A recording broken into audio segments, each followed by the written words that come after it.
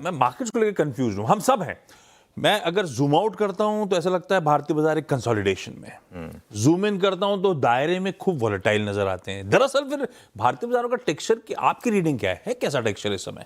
देखिए, मैं ना एक टर्म यूज करता हूँ, stealth bull market, stealth bear market. मतलब जब हम 2024 में, सितंबर 2024 में थे, उस समय जब आपको याद होगा, मैं मिड कैप पे काफ़ी बेरिश हो गया था, स्मॉल कैप और मिड कैप पे वैल्यूएशन ऐसी थी और लगातार प्रमोटर्स अपना स्टेक बेच रहे थे, लगातार आईपीओ आ रहे थे, लगातार ओएफएस आ रहे थे, रोज दिन के 3-4 होते थे। तब एक सेंस बन रही थी कि मार्केट में एक टॉप हो गया, लेकिन निफ्टी उसको नहीं रिफ्लेक्ट कर रहा है। उसका एग्जैक्ट ऑपोजिट है। आप मिड कैप और स्मॉल कैप का चार्ट देखिए पिछले 3 महीने का। ये मिड कैप का और 3 महीने का जो चार्ट है ना, ये आपको बता रहा है कि इस समय मार्केट में एक स्टेल्थ बुल मार्केट चल रही है। वो आपको रियलाइज नहीं होगी निफ्टी देखकर, ठीक है? निफ्टी आपको वो नहीं बताएगा। मिड कैप इंडेक्स रोज नया हाई बना रहा है। वेडनेसडे को भी हमने मिड कैप इंडेक्स पे ऑल टाइम हाई बनाया और ये देखिए किस तरीके से मिड कैप इंडेक्स, इनफैक्ट अगर ये 3 महीने का चार्ट, इसको 6 महीने में कन्वर्ट करेंगे एक बार। ये तो 3 महीने का आपको 6% के करीब दिखा रहा है। एक बार इसका 6 महीने का देखिए, जो मार्च में गिरावट हुई थी ना, उससे कहीं ज्यादा रैली हो चुकी है। निफ्टी में हम अब तक उस लेवल पे नहीं आए हैं, लेकिन मिड कैप में आ गए। ये इस चीज को समझना जरूरी है। मेरे लिए ना ऐसी बुल मार्केट का कोई मतलब नहीं जिसमें निफ्टी रोज नया हाई लगाए और लोगों के पोर्टफोलियो ना चले। लेकिन ये वाली बुल मार्केट है। हाँ, आप अगर अपने 2021, 22, 23 के कुछ मिस्टेक्स में फंसे हुए हैं, वो भूल जाइए। आप वो ओला में फंसे हुए हैं, अगर आप स्टैनली में फंसे हुए हैं, अगर ये सब वो ड्रीम फोक्स में फंसे हुए हैं, वो अलग बात है। वो उसमें मार्केट आपके लिए इतना मेहरबान नहीं होगा। लेकिन अदरवाइज स्मॉल कैप इंडेक्स भी रोज आउट परफॉर्म कर रहा है। हालांकि स्मॉल कैप अब तक ऑल टाइम हाई पे नहीं पहुंचा, क्योंकि स्मॉल कैप गिरा ज्यादा था मिड कैप के मुकाबले, लेकिन वो भी मुझे लग रहा है कि धीरे धीरे ऑल टाइम हाई की तरफ बढ़ रहा है। निफ्टी नहीं चल पा रहा है, उसके 3-4 कारण है। एक तो कच्चा तेल, उसका एक बहुत बड़ा इंपैक्ट है, तो वो हमारे लिए मैक्रो नेगेटिव है। उस सेंस में हमारी मार्केट थोड़ा सा अंडर परफॉर्म कर रही है। दूसरा, निफ्टी इसलिए नहीं चल पा रहा है क्योंकि हायर लेवल्स पर एफआईएस लार्ज कैप बेचने आ जाते हैं और ज़बरदस्त तरीके से वो लार्ज कैप बेचने के लिए आ जाते हैं। लेकिन ये वाली दिक्कत जो है, ये मिड कैप या स्मॉल कैप में नहीं है। अगर आप देखें तो मिड कैप और स्मॉल कैप फिर भी आउट परफॉर्म कर रहे हैं। लेकिन आज ऐसा नहीं है कि आपने ब्लाइंडली कोई भी मिड कैप या स्मॉल कैप ले लिया और आप सोचेंगे कि पैसा बन जाएगा। वो 2022 में था। ये वाली मार्केट में आपको थीम्स आइडेंटिफाई करना बहुत ज़रूरी है।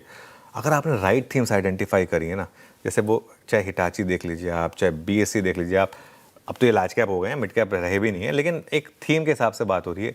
अगर आपने इस तरीके के स्टॉक्स पिक करे हैं, और ये देखिए, ये हमने लगातार इस स्टॉक की बात की है, और तो आपने एक अच्छा पैसा बनाया, ठीक है। मेरा मानना ये है कि निफ्टी भी रेजिलियंस दिखा रहा है। मैं इस मार्केट को बिल्कुल वीक नहीं मानूंगा। मार्च का लो था हमारा 22,182 का, मई का लो रहा हमारा 23,260 का, 262 था।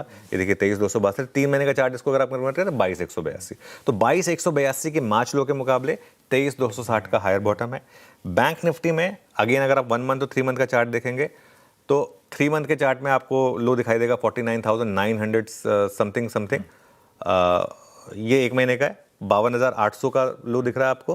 3 महीने में 49,954 दिख रहा है। तो बैंक निफ्टी में भी मार्च के 50,000 के लो के मुकाबले 52,800 का हायर बॉटम है। तो ऑब्वियसली अभी तक हमने टॉप हायर नहीं बनाया, लेकिन कम से कम हायर बॉटम का कंफर्मेशन यहां पर मिला है।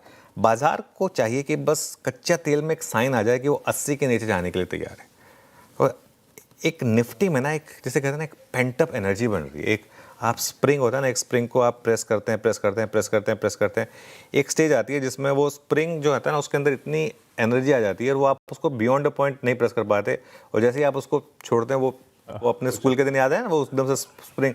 उस समय हमारे पास खिलौने तो होते नहीं थे, तो हम ऐसे ही करते थे, वो स्प्रिंग से खेल लिया, वो दवात की वो जो होती थी उसमें वो करके उसकी फिरकी बना ली, यही सब खेलते थे हम हमारे पास। और क्या होता था खेलने के लिए? आजकल के बच्चों के पास तो सब कुछ है, अब हमारे पास तो वही सब होता था। तो ये कभी भी एक मुँह आ सकता है, ठीक है। और मेरा मानना यह है कि अगले 1 साल में बाजार पॉजिटिवली सरप्राइज कर सकता है, क्योंकि इस बाजार ने बहुत कुछ झेला है। अब बहुत लोग कहेंगे कि लेकिन अभी तो ये कच्चे तेल का जो इम्पैक्ट है वो अगले क्वार्टर के अर्निंग्स में दिखेगा। बिल्कुल दिखेगा, ठीक है। ये बात अगर आपको और मुझे पता है तो बाजार को भी पता है। तो इसके लिए ये प्राइस एक्शन जो है ना, वो प्राइस एक्शन बहुत कुछ कहता है। मार्केट गिरने को तैयार नहीं है। आपने नोटिस करा होगा, इतना कुछ आता है मार्केट के अगेंस्ट, लेकिन मार्केट गिरने को तैयार नहीं, और लो पे बंद नहीं होता है मार्केट, रिकवरी आई जाती है। तो उस हिसाब से थोड़ा सा मैं यही कहूँगा अभी भी कि घबराने की जरूरत नहीं है, टेक्सचर पॉजिटिव है।